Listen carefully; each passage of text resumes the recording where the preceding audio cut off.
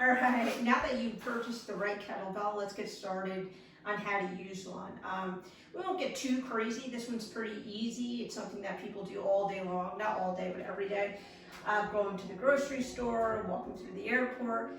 It's called a farmer's walk or a suitcase carry. It's just more intentional. So when you're carrying groceries, you're probably like, just walk like this and trying to grab as many as you can because nobody wants to make that second trip to the car, right? I usually make it a physical feat myself. I'm like, I'm gonna carry like 6 in this one, I got it. So let's go over the farmer's walk. For this, I'm using 2 of the same weight kettlebell, but you can do this if you only have 1 kettlebell, then that shifts into a suitcase carry. It's a little more challenging. The time frame on this depends on what you're training for and conditioning. I'm gonna go for about a 30-second walk. You can place this within in a workout, like as a circuit, or you can do it as a standalone activity. You can also use a trap bar to do it as well. Just going into grab, I'm just gonna go into a hip hinge, a deadlift position. So hinging at the waist, grabbing. I'm gonna hold the weights away from me. I'm packing my shoulders down, meaning I'm squeezing my latissimus and engaging my shoulders. Now, if you have any shoulder issues, mobility issues, or rotator cuff issues, etc., maybe skip this one or begin with a lighter weight. My chin is up, my core is already engaged. I'm squeezing the handles of the kettlebell tightly. And what I'm gonna do is just walk. Trying to hold these away. Just try to walk, keeping your walking pace like natural with your hips underneath you. You can do this outside, you can do this inside.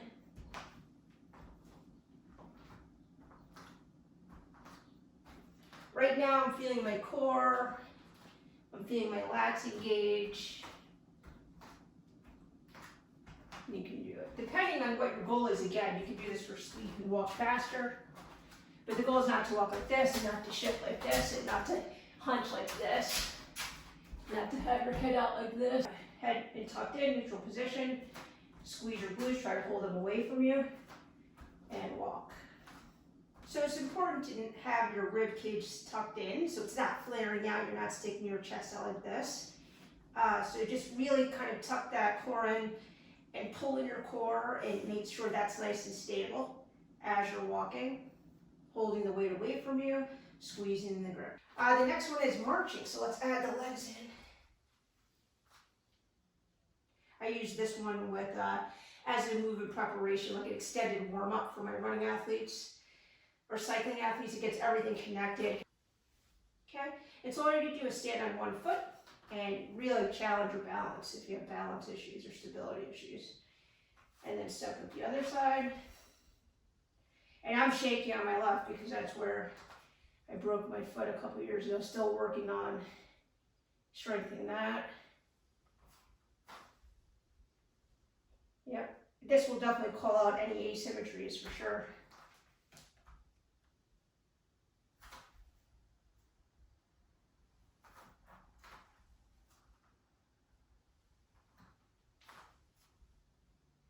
The next one we do is like to build up a little speed, a little power. Right, Sam? He's dead tired. Here you went for a little hike today. I hope everybody's okay this time. It's tough, I won't lie to you. Boom, push down, core. Try not to lean forward.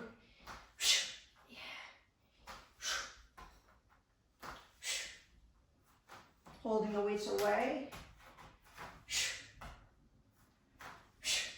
Breathing. Push. Push. Push.